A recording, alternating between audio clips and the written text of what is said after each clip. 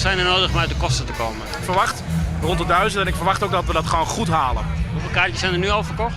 Rond de 1000.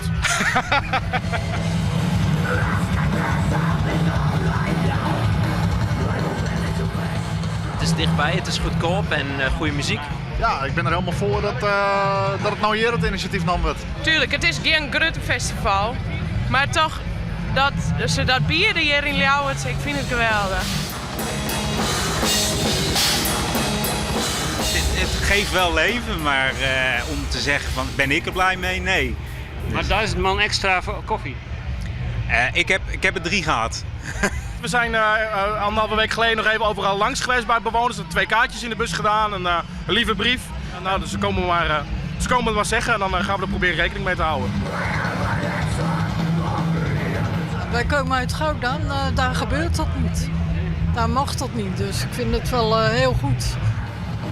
Wij willen dus graag vertellen dat er iets oors is dan de hel. Wij willen graag zeggen dat er ook een hemel is. En ja, ik wil graag vertellen dat ze daar ook in de kind. Oh, geweldig dit nou. Heerlijk.